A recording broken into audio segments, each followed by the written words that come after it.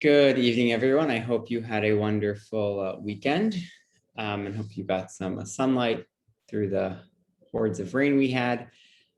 So tonight, the topic that we're covering, and it's a much larger topic than we'll actually cover, starts with chapter 33 and goes to chapter 39. What I'm going to be focusing on is the latter parts, really chapters 37, 38, and 39. 37 is obviously the Valley of the Dry Bones. And then 38 and 39 is the battle of, in English, Gog uMagog, the battle of King Gog of the land of Magog, or Gog uMagog in Hebrew. But before we get there, I'll just very briefly catch us up to essentially where we are in the Sefer. If you recall last week, so we talked a lot about all of the different prophecies of the nations. So what's it doing smack in the middle of Sefer Yechezkel? So the first half of Sefer Yechezkel is all about destruction, right? It's all about what's going to happen to the Jewish people. And by the end of those chapters, Chorban Habayit. Then we had last week a whole host of chapters about the destruction that will befall other nations. And what's that doing in the middle? Essentially, the purpose of that is to tell us that that is the precursor towards the eventual redemption of our people, which is the second half of Sefer Yechezkel. So tonight is essentially that pivot, because obviously when we read about the Valley of the Dry Bones, you can't read it without understanding that we'll talk about it as literal, as a metaphoric, whatever it might be, about the redemption of the people. Obviously then there's this great battle, which we'll talk about. And then the next two classes, the final two classes of Yechezkel, will be about really the future redemption by Shlishi, and so on and so forth. So we find ourselves tonight essentially talking about this shift toward the final redemption. And it's obviously not necessarily going to be a simple one. There's quite a bit to discuss tonight, but that's essentially where we find ourselves tonight. I'm just going to post in the chat for those of you who do not already have the source sheet. Okay. There's a bunch of psukim on that. We're not going to get to obviously all the psukim that I posted in the source sheet, but we'll talk about a couple of them and as we go along thematically. Okay, so I want to pick up with chapter 37. So chapter 37 opens up with what is known as the Valley of the Dry Bones, which is obviously not only something we probably know from, our own tradition, but is very certainly talked about in the Christian tradition and certainly in the Western world as well. So what exactly is this somewhat mythic Valley of the Dry Bones? So what I'd like to talk about a little bit tonight is both the pshat, but also the allegories or metaphors that are obviously within the pshat itself, and obviously that comes with the context of the text, what it really means, and also look a little bit as to how Chazal interpreted these verses. So that's what we'll start our evening off with tonight. And as always, feel free to use the chat or to unmute yourself if you have any questions or comments to add. Okay, so looking at the opening here. So how does it open? Right, Hayta Allah Yad Hashem, God again kind of comes after me. God once again puts me in a valley, right? This is not the first time God has placed Yechezkel in a valley, right? Remember, Bavel is actually mostly a valley. The valley is filled with bones. So from the get-go, this is a very different type of nevuah. We've seen strange nevuah with Yechezkel, but this may be the oddest of all. So what happens next? He says they're all around him, all of these bones. They're exceptionally dry. What does that mean? That Yechezkel describes them as exceptionally dry? And what does that mean? Or what could it mean? The flesh is gone. So from a scientific perspective, that means they've been there a long time. They've been there a long time. They're old. Exactly. These bones are old, right? They're essentially been there, minimally a year longer, right? That takes the time for bones to essentially just become bone and the flesh to disappear. So they've been there for a very long time. And the bones themselves, when being described in the psukim, they're described not only as just bones, but normally we think of bones as being buried, right? These bones don't seem to be buried, right? There's a valley filled with them. So it tells you something about the people that were thrown there, that they were not given the proper burial. So already there's like a hint to who are these people? Something bad may have happened here, because why else would there be so many bones in one location? Then we have an interesting question posed to Yechezkel. God asks, can these bones be revived? Can they live again? Va'omar, what's his answer? What does the prophet say? Adoshem Hashem atayadata. You, God, know the answer. Did Yechezkel pass the test? Or is Yechezkel just passing the baton back to God? God asks him, will these bones live once more? And Yechezkel's response is, I don't know. You know, Hashem. It's not up to me. Was that the answer that God was looking for? Any thoughts on that? There's no really right answer here. This is just purely trying to understand kind of what's going on at the very opening of the story. Any thoughts? I think a Navi's supposed to have perceptions. I think he didn't do such a good job there, with all due respect. I mean, not for me to say, but yeah. It's like a very strange, often God will ask a Navi, we see this all the time with Yechezkel, all the time with Yirmiyahu, God will ask him, like, what do you see? And then like, sometimes like, what do you think that means? That's often, and then God will often fill it in. Here, what do you think is going to happen? Yechezkel's like, I don't know. So on the one hand, you perhaps could say, well, maybe he's reflecting a perception of, well, do bones come back alive? Meaning, I haven't seen it. Does Tchias HaMeisim, obviously, which is resurrection, something that we'll have to think about as we talk about tonight, right?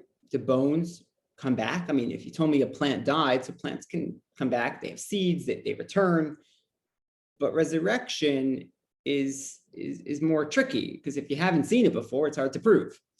So he points the question back at God, which on the one hand can be seen as perhaps a weakness of faith, or perhaps it's the answer God actually wants.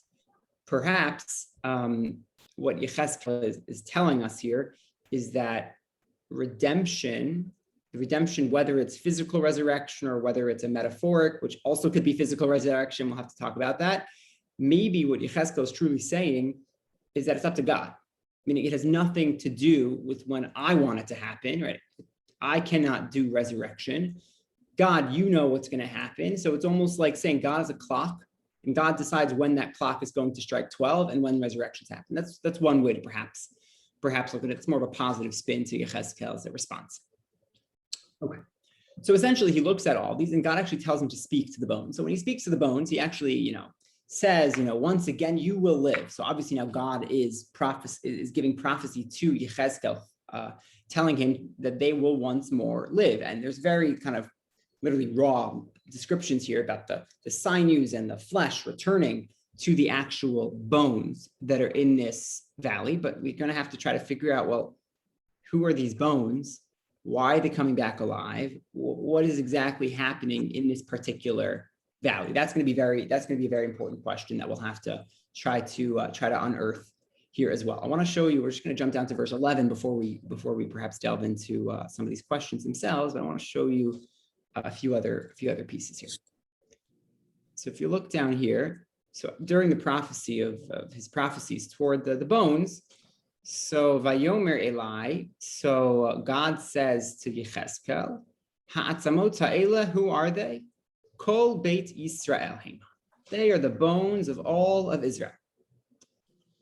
Hine omrim yavshu atzmotenu va'avdat tikvatenu nigzer alanu. This verse is exceptionally important to understanding or to contextualizing what is actually going on in chapter 37. Because in this one verse, we're told a couple of things. One is that the bones are Kol Beit Yisrael. These are the bones of all of the house of Israel. So is that like Judah and Israel? Or is this just Israel? Remember, at this point, Judah has now also been exiled. Judah has also now been destroyed. But is Kol Beit Yisrael going back to a time going back to like the 10 tribes?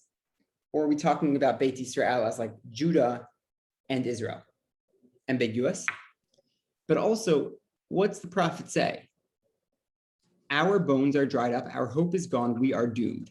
So in the description in verse 11, the bones are really just a metaphor, right? The bones are a metaphor for the fact that we feel that our bones are dried up, our bodies are dried up, we have no connection to God, we're absent of Torah, our hope is gone, we're never going to return to the land of Israel, we are doomed.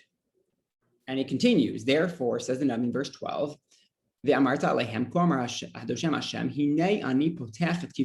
will open up your graves, or again, it's lavdafka that the people here were really buried, or just kind of resting on the earth. I will pick you up from where you are resting, where are you currently deceased. So God says, I'm going to pick you up and bring you back to the land of Israel. At this point, based upon everything we've seen so far, there's a couple of different options here. We can say that chapter 37 is describing a literal resurrection of the dead that will one day take place. That's one option. Another option is to say, well, it's just a metaphor, meaning it's saying that one day the Jews will return and it will be like resurrection of the dead. But it's also interesting, if you give a metaphor that can never be true, right? Like the resurrection of the dead, so it kind of doesn't maybe work as well, right? It's like something that nobody's ever seen or will never happen, so it's not necessarily a great comparison. So maybe it's a combination of the two. That's another option. I'm happy to throw it out there if anyone has any other potential options as to how to figure out what's going on through the pshat of the verses here.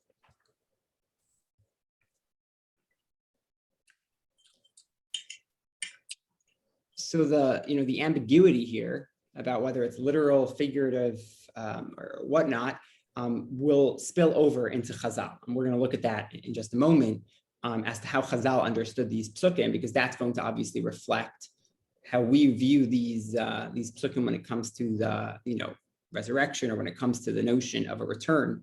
But Chazal struggled with the same questions that essentially one can easily raise on these verses. But before we turn to Chazal, I just want to finish up the two verses I want to look at this parak before we'll move over to what Chazal understands going on here. Look at verse number 13 and 14. So what's the purpose of everything I just described, says the Navi? The resurrection of the dead, potentially the resurrection of a nation, a return to Admat Yisrael. Again, Yisrael. Doesn't talk about Yehuda here.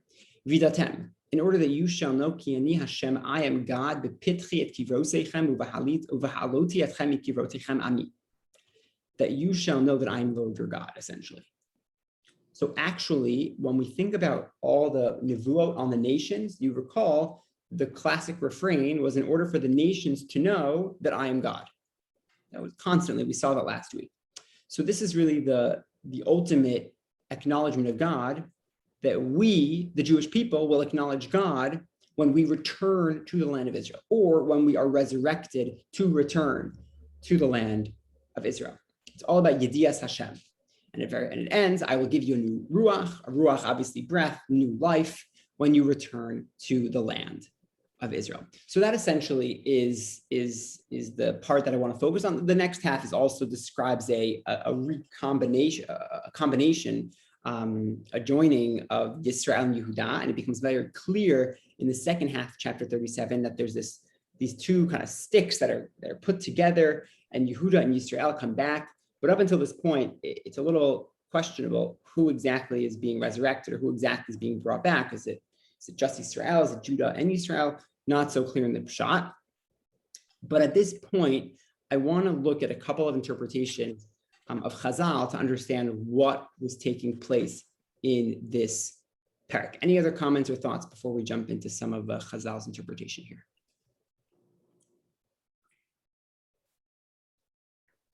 Okay, so I want to just bring your attention to a Gemara. We will not read the whole thing inside, but the Gemara in Sanhedrin, which talks a little bit about this parak. So I want to just show you a couple of interpretations, and you'll hear and feel the tension between reading it literally or reading it figuratively in the Gemara in Sanhedrin. The Gemara says, Rabbi Eliezer Omer, Meisim shehechye Yechezkel. So just already the Gemara is assuming something. What happens? The dead that Ezekiel revived. Because remember, in the text, Ezekiel is talking to bones, and essentially is using them as an image for us, the reader, to see how something's going to come back to life. It says the Gemara, essentially, it happened. Meaning something happened at that moment when Yechezkel was prophesying. Right? It wasn't just a prophecy for what will happen in some image. But says the Gemara, it happened right there, meaning there was a resurrection of some sorts. So people got up, says the Gemara, they praised Hashem and died. So it was like temporary, but they came to life and died.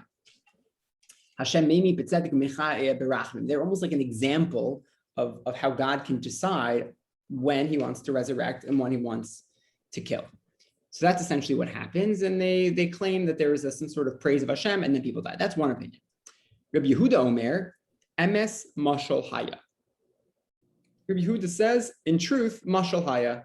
So it sounds like what's Rabbi Yehuda's response to this entire chapter? Mashal, meaning, come on, this didn't actually happen.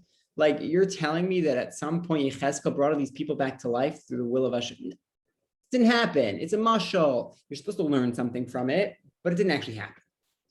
So it's interesting because the Gemara kind of reinterprets his statement, and it shows you the tension between, is it really happening or is it an allegory? And that, it's fascinating what the Gemara does here. The Gemara says, wait a minute. Amar lo Rabbi Nechemia, im emes lama mashal. Wait a minute. In truth, it was a mashal, but in truth sounds like it really happened. Truly, it happened, but in truth, it was a mashal. Like, why do you need both? So Gemara says, Ella be'emes mashal haya. It was, in truth, really just an allegory, meaning they're trying to understand if this really happened at one point in history, or this is just an allegory. And then this can probably inform us as to different approaches to whether or not this particular prophecy will happen actually in the future, or is this really just a prophecy about the redemption of Israel, Judah, about the people who will one day return to the land of Israel, but it's not talking necessarily here about resurrection. Now, this is not to say that the Chachamim who disagree with the literal reading of these prakim do not believe in resurrection of the dead. I don't think that's what's going on here, but they want to know if the resurrection of the dead is what will emerge prior to return to the land of Israel. Right? They're not. That's perhaps what they're really debating here. And it actually is interesting to note that they go on to try to figure out who these people are. Who are the people who were resurrected by Yechezkel, or who will be resurrected in the future? So just a couple examples here, and I'll just show you why they're choosing these people. It happened. These people, going with the first opinion, this actually happened, got up. They came from essentially the exile, went back to the land of Israel. They married. They had children. He stood up and said, V'amar, and this is what the Gemara records, Ani mibnei b'neihem. I'm a descendant of one of these men who got up, was resurrected, came, married, had children. And he says, V'halalu tefillin she'haniach li avi v'aba imehem. I have a pair of tefillin from them. So it's somewhat fantastical in many ways, but it's also, it's kind of getting down to this very real debate, I think, that's going on in the minds of Chazal, is to try to figure out, could this have really happened? Did like a partial resurrection take place already? And I'm a descendant. So it's like, I'm the proof. So you can obviously see how the base medrash that day was probably alive with quite energy. But that's one approach. I'll just show you like two more, and then we'll conclude this section in just a moment. But Amarav, Elu b'nei Ephraim. Who were the people that were resurrected? The people of the children of Ephraim, Shumanu l'kates v'tau. If you remember, in the Midbar, there were people who thought, oh, it's time to return to the land of Israel, and so these people got too excited. They alu bahar, they went up. So these people were killed, and so these people are the ones who were resurrected. The imagery here is because they go back to the land of Israel, and they wanted to go back to the land of Israel. They were zealous for God. They wanted redemption. It was the wrong time. So God's going to say, you sinned, but you're going to come back. That's one thing that's going on here. The Shmuel approach is unbelievable. Shmuel Amar, Elu b'nei Adam shekafar b'tches hamesim. Whoa. Who were the people who were resurrected? The people who don't believe in resurrection. And that's crazy in some ways, because what? What do we say about people who don't believe in resurrection? They don't get resurrected. So maybe these are the people that got resurrected, perhaps, and then were killed in order to say, like, you're wrong. Sorry. Right. So that's one way to look at it. So there's just like a lot going on here in the minds of Chazal. Again, not all of this is, I think, shot, but you can just see what's going on here. And they continue to go on. One example, you can read some of the Gemara inside on your own. But one example, the people who don't properly keep the mitzvos, or maybe the people that we read about already who did terrible things in the Beis Hamikdash with disgusting animals in the Beis Hamikdash. Those are the people who were brought back and then they were put back down, and so on and so forth. So Gemara really has a field day in many ways with this parak, trying to figure out who these people are. I'll give you a couple of other interpretations. The Rambam. How do we think Maimonides interpreted this parak? So Maimonides, I think many of us know this, got into quite a bit of trouble himself during his days and afterward as to questionable whether he didn't believe in Tchias HaMeisim. So he wrote afterwards explaining that he obviously does believe in Tchias HaMeisim, but he seems to downplay it in certain places. So his interpretation, and this is not only Rambam, many interpret it this way, it's an allegory, meaning Yechezkel did not actually resurrect anybody, meaning it's an allegory for the return of the people to the land of Israel one day. Now, that doesn't mean that they don't believe in Tchias HaMeisim. It just means that what's being described here isn't necessarily a description of Tchias HaMeisim. That's, again, there's probably a lot more to be said here, certainly about the Rambam and Tchias HaMeisim, but that's potentially one way to look at it. If you look at the Rashi, right, classic commentator. So Rashi, when describing this, he says it's I'll give you the language. Remez, it's a hint, vidugma, an example, l'chol beit Yisrael, that one day when they're in pain, essentially there will be a tshuva, a redemption for them. So again, he also reads it somewhat allegorically, right? He doesn't read it necessarily literally, that these people were coming back in life, but obviously Rashi and all these great figures believe in Tchias HaMeisim. It's just not what is necessarily being described here, is essentially how they're going. He even says, Kulam Elu Mishal Yisrael, these people were Jews, he said, and they were redeemed, and then essentially they eventually in the future will be redeemed and revived once more. So that's Rashi's interpretation. This is like a mini resurrection in allegory, but eventually we, including them, will be resurrected in our entirety at some point in the future. And perhaps it goes without saying that everything we've been describing here is not about 70 years after the destruction of the Beis Hamikdash. Meaning I probably should have started with that. This is a future redemption. And everyone seems to understand it that way. And we'll see that more clearly in the next parak with Gog and Magog. But it's understood by all to be something well into the future, not something that is being described for the immediate now, which somewhat makes sense because this is like, remember, this comes at the end of describing the downfall of the nations. So even though parts of that you could probably attribute to things that were going on, remember, Nebuchadnezzar is the messenger of God to do all these things, but often that is just like one step toward final redemption. And so this is describing what's going to happen in the end. This is not necessarily something that is being described in the immediate present. Okay. Any other questions or comments about the Valley of the Dry Bones, as it is called? Okay. Okay, so we'll switch gears now. Obviously connected, but also independent. We're going to now talk specifically about the story of Gog and Magog. There's a lot to discuss here, and there's endless literature about the eschatology here, both in Jewish circles and also in Christian circles, certainly. But in the next 25 minutes or so, we're going to describe the story of Gog and Magog, especially in the Pshat, but also a little bit as to how it's interpreted later on. That's what we'll now focus our time on. Okay.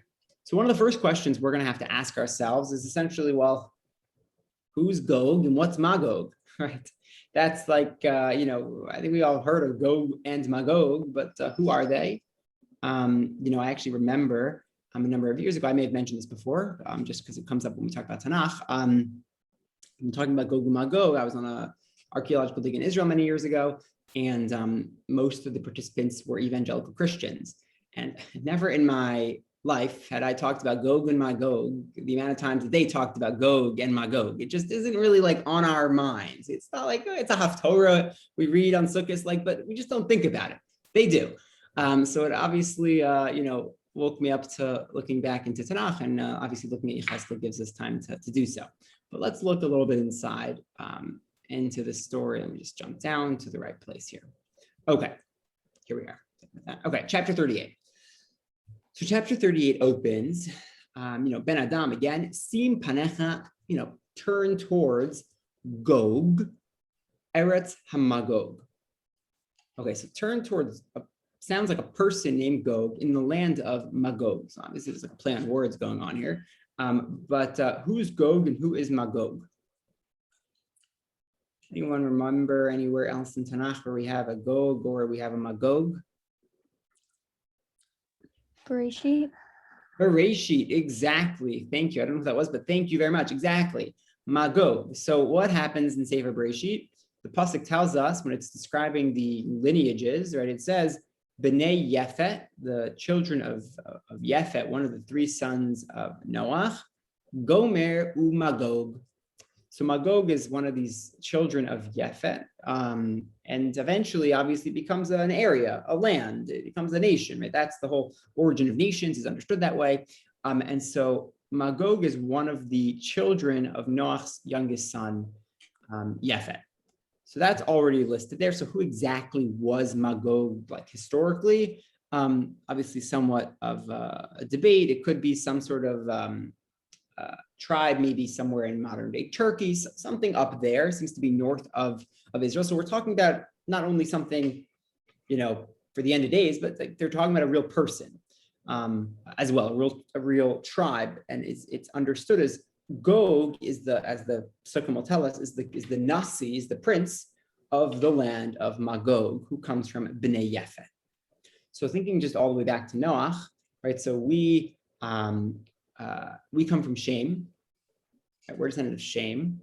The descendants of Ham, for example, are Canaan. They were cursed, if you recall. And B'nai Yefet, certainly understood by the Tanakh in some sense, but also certainly by Chazal. Many of their descendants are like the Greeks, for example, are considered B'nai Yefet.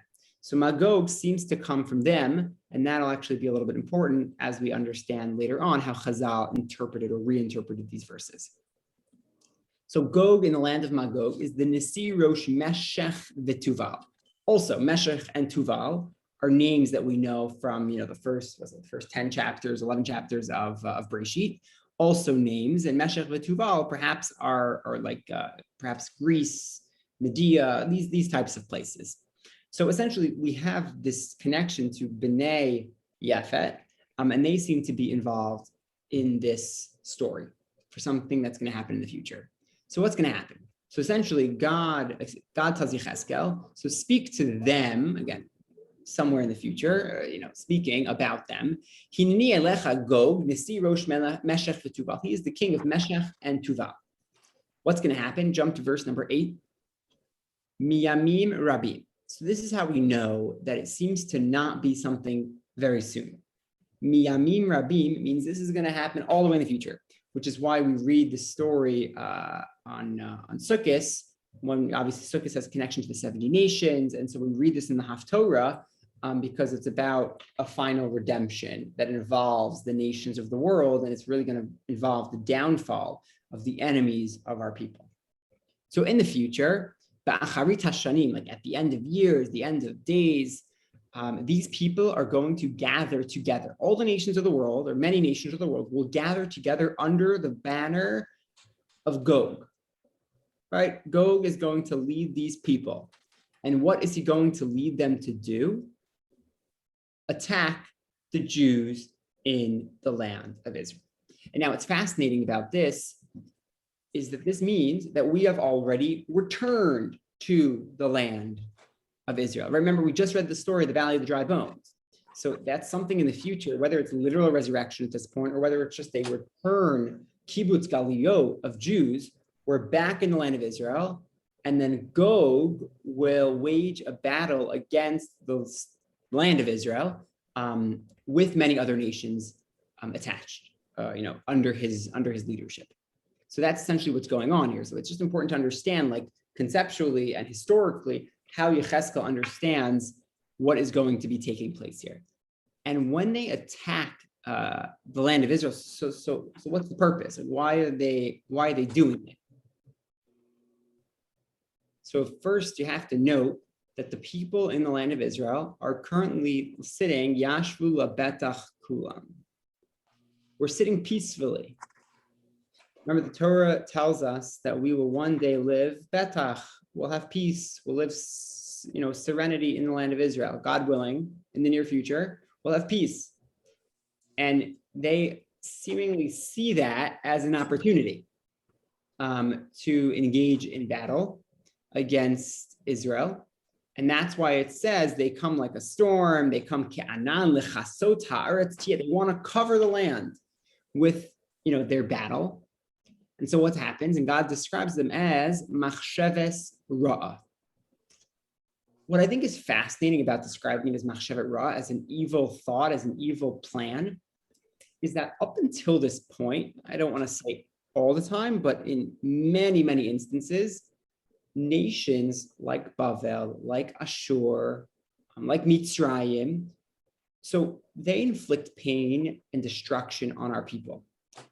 But they are always being seen as doing so as the messenger of God to punish us, right? That's often how it happens. Here, it doesn't seem like Gog is doing so as a messenger of God, in the sense that there's like a sin that needs to be taken care of right now. Now, obviously, we are going to read the story of Gog, Magog, within a larger picture of final redemption.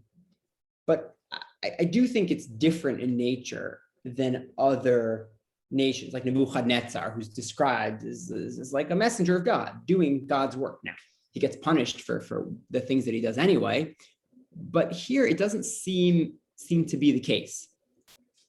And so what happens?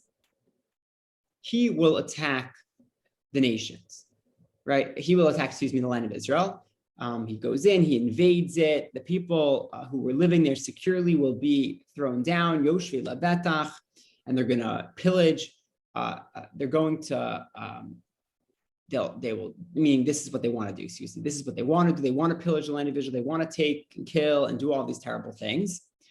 But it describes it. I'm not going to go into all the details here, but they want to essentially take all the spoils from the land of Israel. But what essentially is going to happen is that this is their machshava, and this actually reminds us a little bit of the Haman story, right? Haman had a machshava that was bad. We can say that in Alanisim, right? That's what he wanted to do, but it didn't actually take place. And here we have something very similar. It seems like they attack the land of Israel, and something miraculous happens where essentially they get we fight back, or somehow they are fought off. So that's how we open up in verse 14. Lachein Hinavi ben Adam, speak to them. The Amarta Gog, speak to Gog. Hashem. When the Jews are living in the land of Israel safely and securely, and you come from the north with many nations with you, with your chariots, when you're coming to essentially destroy us, you're going to come upon my nation to destroy Bacharit Hayamim, Vahavioticha El Artzi. So you're going to come to the land, my land, the land of Israel. This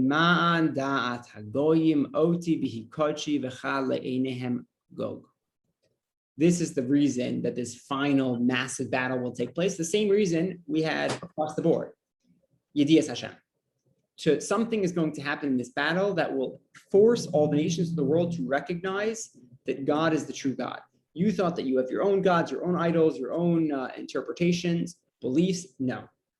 God is God, and he's going to prove it in this ultimate battle against Gog and the Jewish people. And this is like a constant refrain. I don't want to sound like a broken record, but essentially that is what's happening over the last 15 or so practicums. It's all about recognizing God, not only internal to our people, but really for the entire world. So what's going to happen?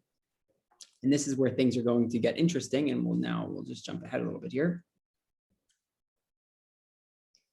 So there's going to be a great, it describes it as like an earthquake, a rash gadol al admat Yisrael. There's going to be this great earthquake, and there's actually language used here that's kind of parallels creation. It's almost like a new world order in a sense, right? This is like psukim from Genesis.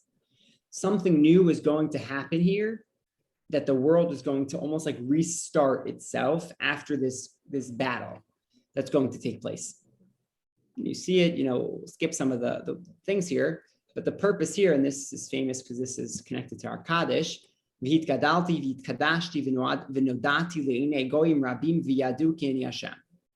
through this great battle that God will defeat the enemies of our people, God's name will be exalted. And we'll note that here the exaltation of God's name comes through death, because they're going to die. And it's almost like an inversion of Kiddush Hashem in the sense that like our defeat of them shows that our Hashem is the true God, right? And that will elevate God's name. God's name will be elevated through this great destruction. So that's much of chapter 38. But to see the real ending of the story, you have to look at 39 to see like where's this going? Like what's going to happen? So I'll just show you. I just want to briefly show you. There is an interesting Mamar Chazal that God wanted all this to happen, the end of days, to take place in the days of Yechezkel Melech, and to make Sancherev Gog. Right, Sancherev of Ashur, he wanted him to be Gog, but Yechezkel sinned, it didn't work out. So it's saved for a future generation. Yechezkel was a potential Mashiach. So Mashiach can be potential, throughout history, but he didn't quite live up to the standards. So that's the setup for what's going to happen. God's essentially creating you call it a trap in some sense, but it's all happening because this person, Gog, who again, according to Chazal's interpretation, he was not a literal name. Gog is like the nickname for whomever Gog will one day be. Right? It's not like Gog was preordained, because we just said Sancherev could have been Gog, but he wasn't. So there is going to be something in the end of days. The question is who's going to be, when's it going to happen? We don't know. Okay, so to see how this ends, we just have to look at a couple of parts in chapter 39, because this is going to now describe like the great battle. So we're not going to read it all inside, but God says he's going to strike down essentially all these nations that come to attack our people, right? He's going to strike them down, Hiketi, so on and so forth. Al Harei Yisrael Tipol, on the mountains of Israel, they will fall, right? They'll fall in the land of Israel. I'll just jump down here. Again, V'yadu ki ani Hashem. Just go over here, and then I just want to point something out. So these people are going to fall, and it's obviously going to be a Kiddush Hashem, right? It's Shem Kochi Odia B'toch Ami Yisrael and the highlight. V'lo achelet Shem Kochi Od. Never again will my name need to be profaned. Why? Because after the battle of Gog and Magog in the land of Israel, it will be abundantly clear to every person, essentially in the world, that God is the true God, right? This is like the end, you could think of it in the words of Zechariah Hanavi, right? Right? This is when it's going to happen, with the battle of Gog and Magog. It gets interesting though, because the psukim in Yechezkel go on to describe in seemingly true, like real figures, dates, how this is going to happen. All right, look at this. What's going to happen? These people, Gog is going to die, be buried in Israel, right? Remember, when a king dies in battle, that we talked about this. I'm forgetting back, maybe in now, but we talk about how people die in battle, they don't get shipped home most often. They get buried where they died. So he's going to be buried in the land of Israel with the thousands, the myriads of soldiers who came onto our land to attack us. So now what do? The land is full of dead bodies. And this in some ways is parallel to the dry bones that we just read about in the last chapter, like 2 chapters ago, right? We had dry bones, redemption, go back to the land of Israel. And now we have all these non-Jews dying on our soil in the battle against our people. So now what are we going to do? What do we do with all these bodies? And it's interesting, the Pesukim are very specific here. Ukvarum Beit Israel. What's going to happen? We, the Jews, have to bury the bodies. Lema'an taher et haaretz, to purify the land, because if there are dead bodies, all over the place, it's impurities, it's tumah. It's going to take 7 months. So you have this really fascinating, oh, by the way, it's going to take 7 months. It's like, what's that doing here? Up until this point, everything has been super mystified. It's like, I don't know when it's going to happen in the future. And then it's like out of nowhere, that Yechezkel's like, oh yeah, when it happens, it'll take 7 months for the cleanup crew. Any thoughts? It just seems very strange to me, this straw argument that because Gog and Magog are destroyed, that will prove that God is the true God. Israel's just been destroyed multiple times by multiple nations over the past several years, as Yechezkel's talking. Did that prove that God is not the real God because they were defeated? I mean, talk about the dry bones, maybe that would prove that he's God. But just because a battle is won or lost, certainly would not be the argument that God is true, because the Jews have lost so many wars. Yeah, I mean, I think that's an excellent point. And I think that is specifically why this is seen as some sort of ultimate battle that, again, I don't really know. I can only use what the text is describing to me, that perhaps this is why we talk about it as the end of days, not to exaggerate, but to exaggerate. This is the end of days. It's us versus them. That seems to be what is being described here. So it's like all the nations on one side and us as the lone nation, and they lose. So again, I hear your reading. It is challenging to understand how that will prove it. We've seen time and time again that doesn't work. It often doesn't work. But something is obviously different about this particular battle. Right. I was thinking about the 7 days, the seven, and I think about creation. I mean, what else do you think about when you think about 7?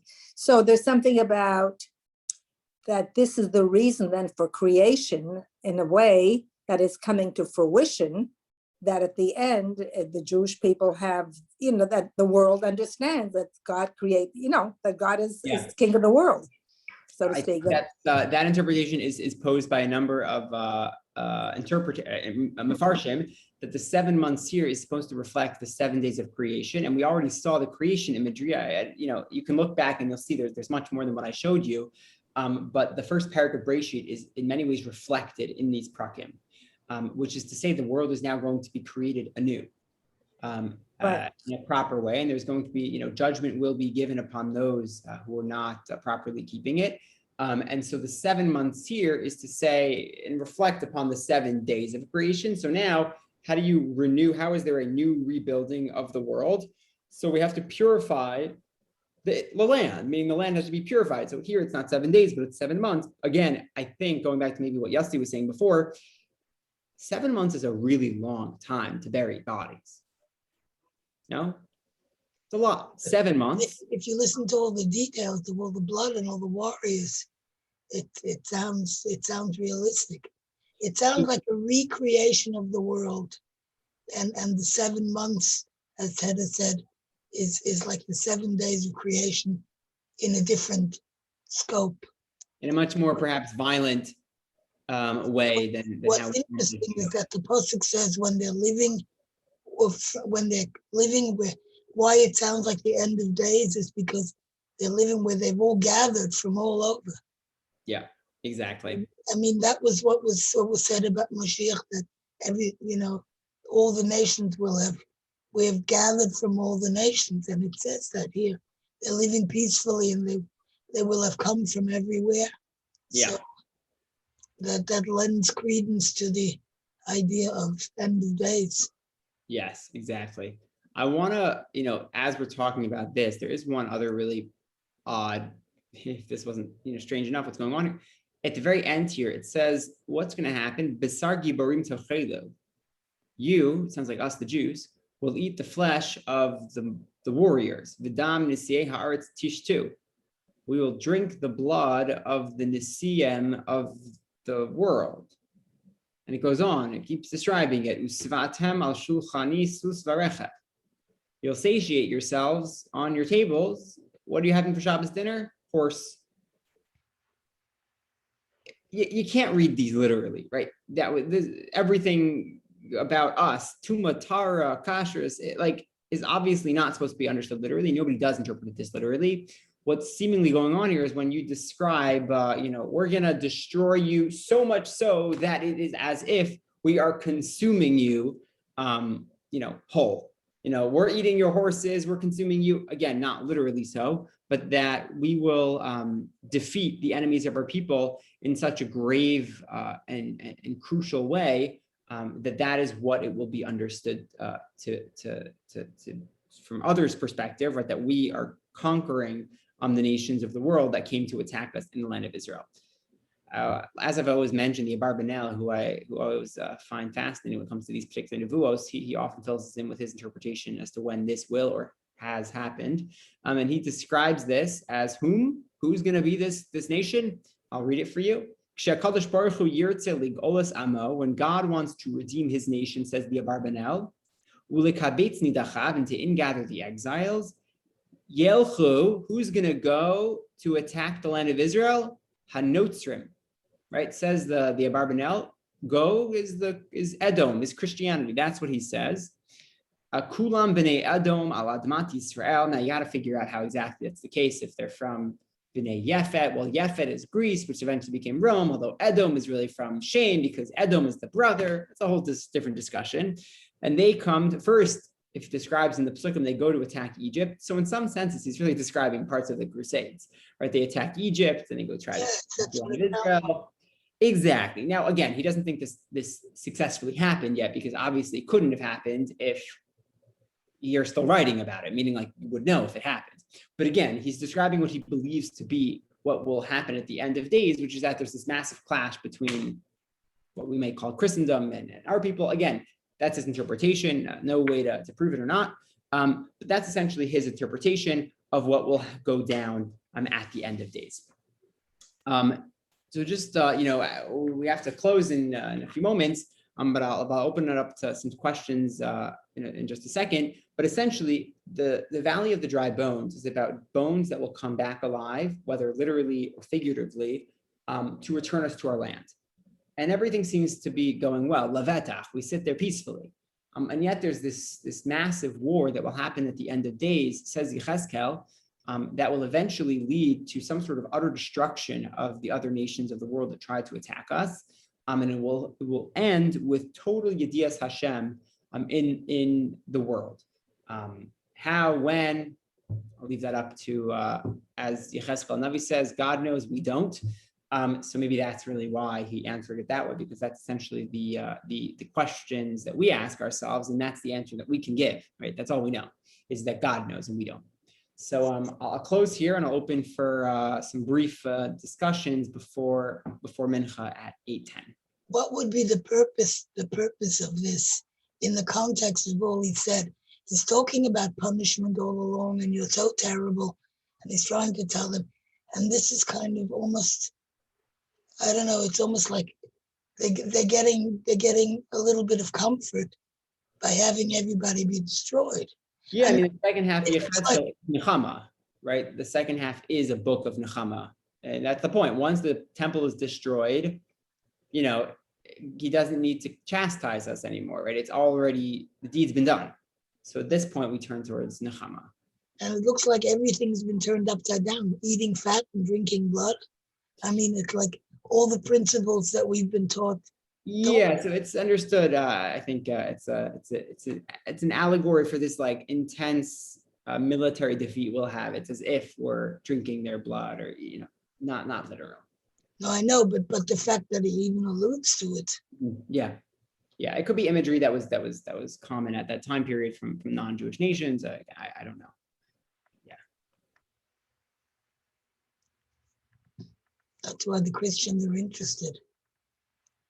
Because they think after all this happens, we're all going to convert. Yeah, because we could have another class into the Okay.